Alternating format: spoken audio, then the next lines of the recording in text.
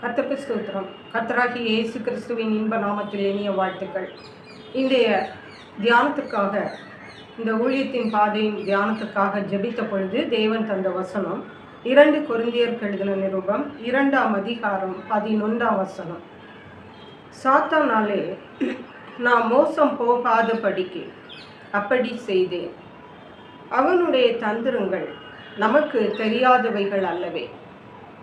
நம்முடைய கர்த்தராகிய இயேசு கிறிஸ்து அவருக்கென்று அவருடைய ஊழியம் செய்வதற்கென்று நம்மை பிரித்தெடுத்திருக்கிறார். ஆனால் நாம் இந்த உலகத்திலே இருக்கிறோம்.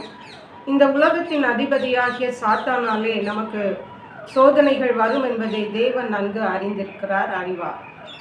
ஆகவேதான் இந்த நாளிலே தேவன் நம்மோடு பேச விரும்புவது, ஊழியத்திலே விசேஷமாக சபைகளிலே பிசாசானவனுடைய தந்திரங்களை நாம் அறிந்து செயல்பட வேண்டும் என்பதே. கர்த்தராகிய தேவன் இந்த உலகத்தையும் அவைகளில் உள்ள யாவையும் படைத்த பொழுது மனுஷனை தமது சாயலாக சிருஷ்டித்து தன்னோடு பேசி மகிழும்படியாக தேவன் விரும்பினார், அதற்காக படைத்தார். ஆனால் இந்த சாத்தான், பாம்பாகிய சாத்தான் ஏவாள் வழியாக ஆதாமையும் தேவனுடைய சமூகத்தை விட்டு பின்னடைய செய்தார்கள். தேவனுக்கு விரோதமாக கீழ்ப்படியாமை என்ற பாவத்தை செய்தார்கள் என்பதை நாம் நன்கு அறிவோம். ஆனால் இன்றைக்கு தேவன் நமக்கு ஞாபகப்படுத்த விரும்புவது என்னவென்றால், இன்றைய காலகட்டத்திலே நம்முடைய ஊழியங்களிலே சாத்தான் கிரியை செய்யாதபடி அல்லது சாத்தானுடைய கிரியைகளை நாம் அடையாளம் கண்டு கொண்டு அவைகளுக்கு எதிர்த்து நின்று ஜெயிக்க வேண்டும் என்பதே. இந்த வசனத்தில் பரிசுத்த பவுலப்போஸ்தலர் சொல்லுகிறார், சாத்தானால் நான் மோசம் போகாதபடிக்கு அப்படி செய்தேன் என்றால் அவர் என்ன செய்தார் என்பதை நாம் முந்தின வசனங்களில் வாசித்தால் கண்டு கொள்ள முடியும்.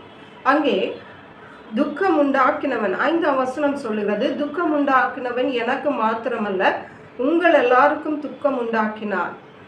நான் உங்கள் எல்லார் மேலும் அதிக பாரம் சுமத்தாதபடிக்கு இதை சொல்லுகிறேன் என்று. ஏதோ ஒரு மனுஷன் அவருக்கு துக்கம் உண்டாக்கி விட்டான், மட்டுமல்ல அந்த அவரை சேர்ந்த சபை மக்களுக்கும் துக்கம் உண்டாக்கினார். ஆகவே 10ஆம் வசனத்திலே பரிசுத்த பவுலப்போஸ்தலர் சொல்லுகிறார், எவனுக்கு நீங்கள் மன்னிக்கிறீர்களோ அவனுக்கு நானும் மன்னிக்கிறேன் என்று. மேலும் எதை நான் மன்னித்திருக்கிறேனோ அதை உங்கள் நிமித்தம் கிறிஸ்துவனுடைய சன்னிதானத்திலே மன்னித்திருக்கிறேன். அதாவது இந்த வசனங்கள், இந்த பிரசங்கம், இது ஒரு குறிப்பிட்ட ஊழியத்திற்கென்றோ அல்ல. தேவன் எனக்கு கொடுத்ததை நான் சொல்ல வேண்டிய கடமை எனக்கு இருக்கிறது. ஆகவே அதை சொல்லிவிடுகிறேன். இந்த நாளிலே இந்த பரிசுத்த பவுலப்போஸ்தலரும் சபை மக்களும் துக்கம் உண்டாக்கினவனை மன்னிக்கிறார்கள்.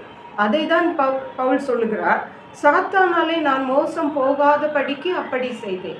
ஏன் அந்த துக்கம் உண்டாக்கினவனை மன்னித்தேன் என்றால், சாத்தானால் நான் மோசம் போகக்கூடாது, அதனால துக்கம் உண்டாக்கினவனை மன்னித்து விட்டேன் என்று சொல்லுகிறார். அவனுடைய தந்திரங்கள் நமக்கு தெரியாதவைகள் அல்லவே. ஹல்லேலூயா.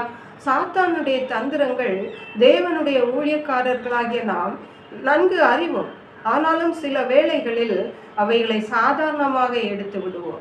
அவைகளை நாம் எதிர்த்து நிற்க மாட்டோம். யாக்கோபு எழுதின நிருபம் 4ஆம் அதிகாரம் 7ஆம் வசனத்திலே சொல்லப்பட்டிருக்கிறது, பிசாசுக்கு எதிர்த்து நில்லுங்கள், அவன் உங்களை விட்டு ஓடி போவான் என்று. பிரியமான கர்த்தருடைய ஊழியர்களே, இது ஒரு பிரசங்கம் என்று அல்ல, இது ஒரு ஆலோசனை. தேவன் நமக்கு தருகிற ஒரு ஆலோசனை. நம்முடைய ஊழிய களங்களிலே சாத்தான் நமக்கு விரோதமாக வரும்பொழுது சாத்தான் டைரக்டாக வரமாட்டான். அவன் பல ஜனங்கள் மூலமாக, பல நபர்கள் மூலமாக வருவான் நமக்கு விரோதமாக. அப்படிப்பட்டவர்கள் நமக்கு துக்கம் உண்டாக்குவார்கள். அவர்களை நாம் அடையாளம் கண்டு கொண்டு அவர்களை நாம் மன்னிக்கும் பொழுது சாத்தானை நாம் மேற்கொள்ள முடியும். ஹல்லேலூயா. சாத்தானுடைய தந்திரங்களை நாம் எதிர்த்து நிற்க முடியும். சாத்தானால் நாம் மோசம் போகாதபடிக்கு இருக்க முடியும். ஆகவே நாம் நமக்கு தீமை செய்கிறவர்களை நாம் மன்னித்து விடுவோம். இதுதான் தேவன் இன்றைக்கு தேவனுடைய ஊழியக்காரர்களாகிய நம்மிடத்திலே எதிர்பார்க்கிறது. விசேஷமாக தானியேலின் புஸ்தகம் 12ஆம் அதிகாரம் 3ஆம் வசனத்திலே சொல்லப்பட்டிருக்கிறது, அனைவரை நீதிக்குட்படுத்துகிறவர்கள் ஆகாய மண்டலத்திலே அதாவது ஞானவான்கள் ஆகாய மண்டலத்தின் ஒளியைப் போலவும் அனைவரை நீதிக்குட்படுத்துகிறவர்கள் நட்சத்திரங்களைப் போலவும் என்றென்றைக்கும் உள்ள சதா காலங்களிலும் பிரகாசிப்பார்கள் என்று. அதாவது தேவனை இருளில் இருக்கிற ஜனங்களை நீதிக்குட்படுத்துகிற ஜனங்கள் அவர்கள் மண்டலத்தில் உள்ள நட்சத்திரங்களைப் போல என்றென்றைக்கும் பிரகாசிப்பார்களாம். அப்படி பிரகாசிக்கும் பொழுது இந்த சாத்தானுக்கு சும்மா இருக்க முடியாது. அவன் என்ன செய்வான் என்றால், வெளிப்படுத்தின விசேஷம் 12ஆம் அதிகாரம் 12ஆம் வசனத்தின் கடைசி பாகம் சொல்லுகிறது, பிசாசானவன் தனக்கு கொஞ்ச காலம் மாத்திரம் உண்டென்று அறிந்து மிகுந்த கோபம் கொண்டு உங்களிடத்தில் இறங்கினபடியால் உங்களுக்கு ஆபத்து வரும் என்று சொல்ல கேட்டேன். நாம் வாழ்ந்து கொண்டிருக்கிற இந்த காலம் கடைசி காலம். தேவனுடைய வருகை, இயேசு கிறிஸ்துடைய வருகை மிக சமீபமான காலம். இப்படிப்பட்ட காலத்தில் சாத்தானவனுக்கு கொஞ்ச காலம்தான் இருக்கு. ஆகவே அவன் கொஞ்ச காலம் உண்டென்று அறிந்து அவன் மிகுந்த கோபமுடையவனாயிருப்பான். யாருக்கு விரோதமாக என்றால் தேவனுடைய பிள்ளைகளுக்கு விரோதமாக, தேவனுக்கு ஊழியம் செய்கிறவர்களுக்கு விரோதமாக.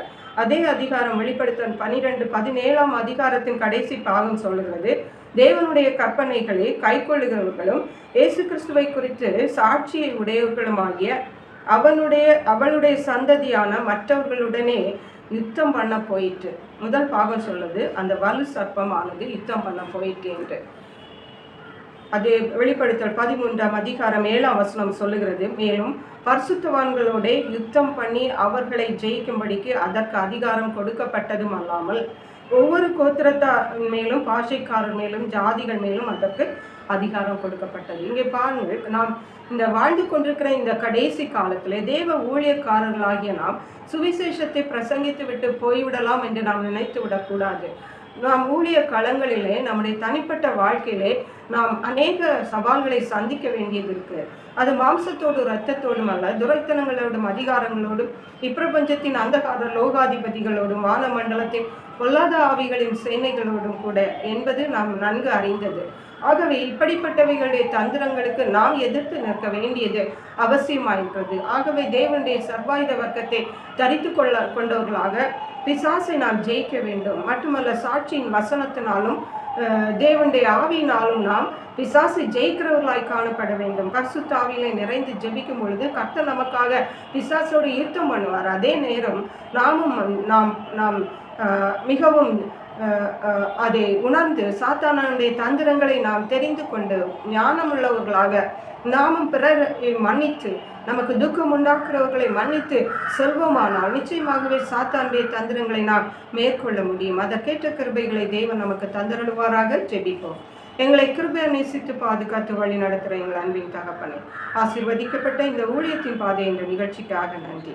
இந்த நாளிலும் தேவனுடைய ஊழியக்காரர்களாகிய எங்களுக்கு சாத்தானுடைய தந்திரங்களுக்கு நாங்கள் எதிர்த்து நிற்கும்படியாக பிறரை மன்னிக்கவும், அவனுடைய தந்திரங்களை நாங்கள் அறிந்து கொண்டு தேவனுடைய சர்வாயுத வர்க்கத்தை தரித்து கொண்டு அதை கொள்ளவும் நீர் எங்களுக்கு கிருபை தர வேண்டுமா ஜெபிக்கிறோம்.